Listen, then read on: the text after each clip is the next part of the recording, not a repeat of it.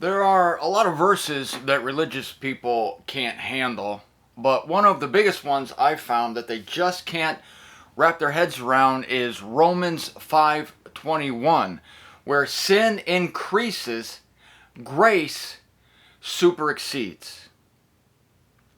Now, of course, the one thing that they panic over is sin increasing, because they still haven't figured out that Jesus Christ took away the sin of the world and that sin is no longer an issue. Now, you will still reap what you sow in this life. If you sin in this life, you'll reap consequences. If you rob a bank and get shot, well, it's your own fault. You broke the law and there are consequences. But as far as God is concerned, all consequences are off the table, because sin is a great opportunity for God to exercise his favorite thing. Actually, he has two favorite things. These are just a few of his favorite things: love and grace. He cannot exercise love without unlovable people, because the love of God, the Greek word there is agape, means love without a consideration of the worthiness of the object. So the love of God does not consider the worthiness of the object. In fact, the unworthiness of the object gives God the opportunity to show off love. Likewise, sin and grace. Sin gives God the opportunity to exercise grace. Grace goes crazy when sin shows up. It's a feeding fest. It's like throwing seal meat to a shark. When you throw sin to grace, it comes to the kill. It just eats it up, and it loves it, and it makes it hungrier. But you tell religious people this truth, the first thing you do is you give them Romans 5:21. I mean, you introduce this, I should say, by saying, well, what do you do, religious person, with Romans 5:21? Of course, they don't know what it says. So you quote it to them: where sin increases, grace superexceeds. Their heads explode. And the weird thing is, they actually start arguing against it. Mind you, you're introducing this by saying this is Romans 5:21. In other words, what I'm telling you is in the Bible. Reminds me of the time I told a guy that God created evil. And he said, that's crazy. What do you mean God created evil? It's impossible. Evil comes from Satan. I said, well, it may come indirectly from Satan, but God created it as a contrast to good. I'll have to see that in the King James Version if you expect me to believe that. So I showed him Isaiah 45 verse 7 in the King James Version. He looked at it and he said, I don't believe that. What are you going to do at that point? So you're introducing this amazing concept that you'll only find in Paul's gospel. You'll only find this where sin increases, grace superexceeds. You'll only find it in Paul's gospel. You won't find it in Matthew, Mark, Luke, and John, and you certainly won't find it in the Hebrew scriptures, where sin increases, the weight of the rocks that they threw at you superexceeded. The law of Moses was an eye for an eye and a tooth for a tooth. This is something new. This is something completely apart from the law of Moses. This is why you'll hear me always say that there's the gospel of the circumcision, eye for eye, tooth for tooth, and there's the gospel of the uncircumcision, where sin increases, grace superexceeds. And the way you find out that people don't believe this verse, it doesn't register with them, because they are fixated, they are saturated, because they go to church, they're saturated with the law. And we know that churches love the law. Because as I told you yesterday, churches survive. They need you to be constantly vexed by sin. They need sin to be problematic so that you can come to them. They can give you your daily dose or your weekly dose of penance. I was raised in the Catholic Church where sin increased. The number of prayers I had to say super exceeded. Okay, but no, that's not this. That's not this. This is so radical that people are shocked that you're quoting scripture, and you almost have to show it to them. But like this guy to whom I showed the verse Isaiah 45:7, he looked it in the eye, and he said, I don't believe that. So I tell people this verse, and this is what they always say. And let this be instructive to you, because now I relish these opportunities. I look forward to people saying this. This is what they say. Wait a minute. You're telling me that I can go out and murder people and grace will increase. You're telling me that I can go out and rape a 4-year-old girl and grace will increase. This is your opportunity. This is your great opportunity to look them in the eye and say, yes! Yes! You got it! That's exactly what I'm saying. At which time they are offended. They are upset. They're mad. They can't believe it. Because it's not part of their world. This tells you something about them. Let me explain to you what I mean by that. Someone who is shocked by the fact that where sin increases, grace superexceeds. And I didn't make this up, by the way. It's Romans 5:21. Where sin increases, grace superexceeds. This was a new revelation. No one had ever heard this before Romans 5:21. This is why you must separate Paul's writings from the writings of all the other writers of the scriptures. Even Matthew, Mark, Luke, and John. Jesus didn't elaborate on such levels of grace because they were as yet unknown. He saved them. God had all this grace in his heart the whole time, but he saved it through the eons of time in order to unveil it to Paul, who at the time he received it was Saul, a rabid, crazy Pharisee on his way to Damascus, Syria, to kill people who believed in Jesus Christ. God apprehended him, his vilest enemy, and Paul says the grace of God overwhelmed me. So this is a guy that's telling you this in Romans 5:21. But people who are shocked, they always think they're going to come up with some crazy sin that I've never heard of. Like, you mean to tell me I can rob a bank? I said, yeah, you can rob a bank and grace. I don't recommend you rob a bank, and I'm not telling you that here. But yes, you can rob a bank and grace will superexceed. Then they up the ante. Well, what if I murder somebody? You're telling me grace superexceeds? Yes, grace superexceeds. Like this, I didn't write this. This is a principle where sin increases. What sin are you possibly going to bring me? It always comes down to raping someone. Oh, that's the go-to sin. They rape, and it's usually a young girl, like a 4-year-old girl. One of these days, somebody's going to come up to me about raping a 1-year-old. I know it's coming. Or a fetus. They're going to think they come up with a sin that Jesus Christ didn't deal with at the cross. I know this is shocking. I can't help that, can I? So they're mad at it. This is what it tells you about them, that they are still convinced that missing the mark, that is, sinning, will wreck God's love. Because to them, it's all conditional. Remember, I told you months ago, Christians are stuck at Mount Sinai. They have Mount Sinai heads. They are absolutely tied with rope to the foot of Mount Sinai. They're still in accord with the Mosaic law. That's right.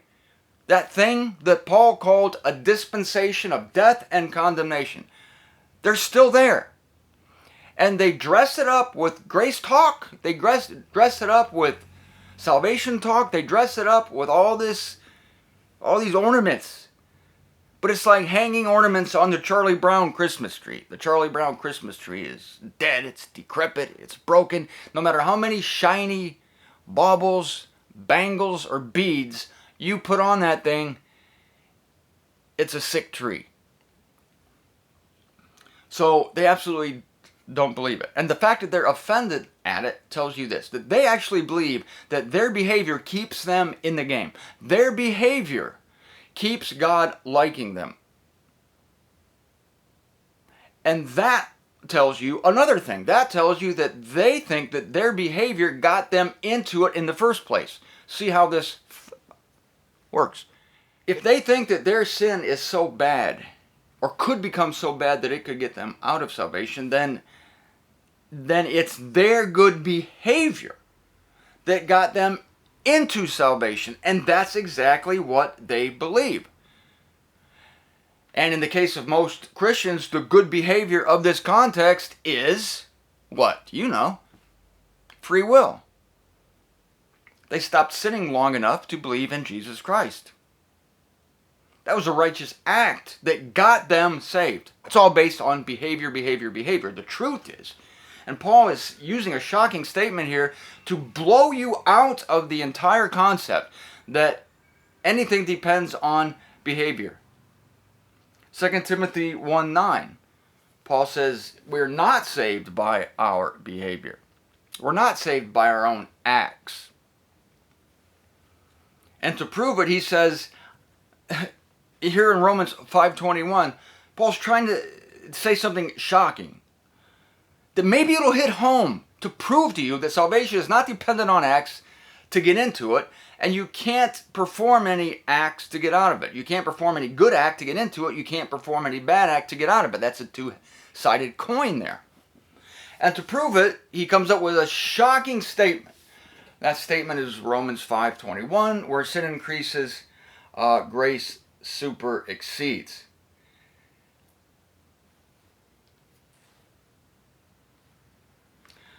Now we get to the classic question in Romans 6:1, which is, since grace superexceeds, every time sin increases, then why not just sin more so that we can get more grace? This is Romans 6:1. Paul deals with this. It's a stupid question to begin with. Well, we want more grace, don't we? So we'll just sin more to get more grace. Paul says, no, may it not be coming to that. Paul doesn't want you to do that.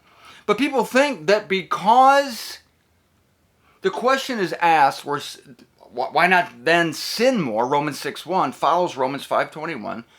And this is the logical question. Oh, I have to say this. Paul says, where sin increases, grace superexceeds. I guess it's kind of a logical question then to say, well, then why don't we keep sinning so that grace can increase? That's Romans 6:1. What then shall we declare? That we may be persisting in sin, that grace should be increasing? Paul said, may it not be coming to that. I'm like, no. But it doesn't kill the principle. Romans 6:1 doesn't invalidate Romans 5:21, the verse that came right before it. But Romans 6:1, at least, I'll give it credit for this, it at least acknowledges the truth of Paul's previous statement. Someone who says, well, let's sin more so that grace can increase. At least I'll give him this. They actually believed and absorbed Romans 5:21. Which is more than can be said for the questions of people who read Romans today. Very few people believe Romans 5:21 to even ask Romans 6:1. They can't get past the fact that if they sin more, they're not going to blow up their own salvation. In fact, the grace of God, which saved them in the first place, unbeknownst to them, is just going to rise to the occasion and overwhelm them. So, if you're not, let me say this. I'll tell you this. If you are not getting this objection, that is, well, then why don't we just sin more so that more grace can come? If you're not getting that objection, then you're not teaching Paul. Only people who are teaching accurately concerning sin and the death of the old humanity, the death of Christ for sin, that it actually worked. Only if you're teaching that does this objection even come up. Mainstream religious teachers, pastors, and whatnot, they don't even get this objection. Nobody ever says this to them. Nobody ever raises their hand from the congregation and shouts at the pulpit, are we supposed to, what are you saying? We should just go ahead and sin so that grace should increase? They never get this. I'm constantly getting this. And the fact that I am assures me that I'm teaching the right message. Because yes, my message invites this objection. If your message does not invite this objection, you don't have the right message. If nobody's ever challenging you, because why would somebody challenge a pastor who says, where sin increases, you're going to go to hell quicker. Where sin increases, you have to say more prayers to try to get out of it.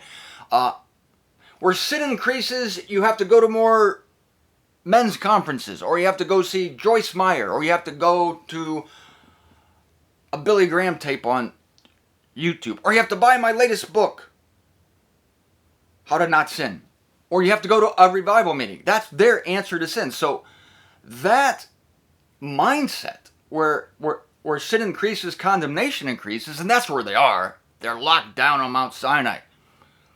If that's your message, then there's no way you could invite the objection. You see what I'm saying? No one would say, well, why don't we just go ahead and sin like crazy so that sin could increase? Because nobody from the pulpit in Christianity is saying what Paul is saying in Romans 5:21.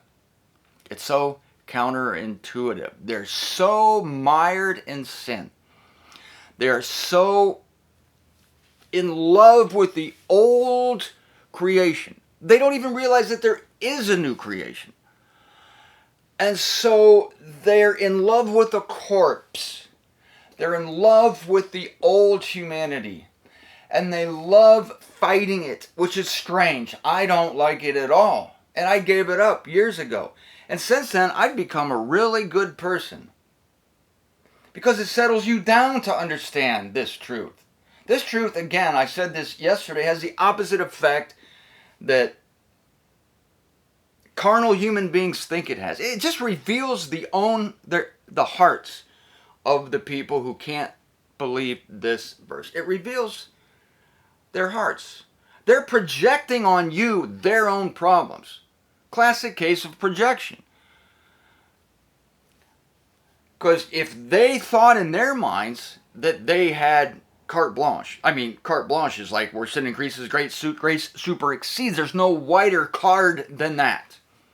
You have complete freedom to sin your brains out and you can't lose your salvation. If they even thought that was true for a second, it is true. But if they took that into themselves personally, they think they're so rotten and they know themselves so well that they know that they would take advantage of it. Like little rats in a maze going after the cheese. Oh, I'm free. I can do anything I want. Oh, a rat that finds himself outside of the maze. Oh, the rat is comforted in the maze. Yes, rats are comforted in a maze or on a little wheel spinning around in their cage. That's actually a nice environment for them. They just get in this habit of being enslaved. And so if they were freed by God, they wouldn't know how to handle it and they would go crazy. They would sin like mad people, so they think. And so they assume that you're doing that. They assume that because you believe this, that you're a sinning machine. I'm not a sinning machine. In fact, this truth calms me down so much and makes me love God so much that I don't want to sin. I don't want to sin against a God who's that gracious to me. How's that? How's that?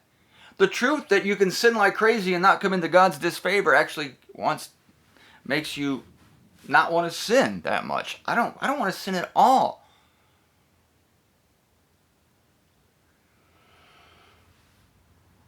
And I don't sin much. I missed the mark, of course, but I'm very careful about it. Here's the thing is I'm careful about it because I don't have to be. If God's telling me I have to be careful about it, there's Romans chapter 7. That's what the law will produce indignation. That's the verse right before Romans 5:21. That's a whole nother ball game. It's a whole nother video. Romans 5:20, the law came so that the transgressions would increase. Yeah. So if law makes transgressions increase, because human beings don't like to be told what to do, and if you put a law in front of somebody, they'll rebel against it, then the lack of the law will have the opposite effect. It's only logical. Grace has the opposite effect. The freedom of Christ. Have you ever heard that story? I've heard a couple stories during the Civil War.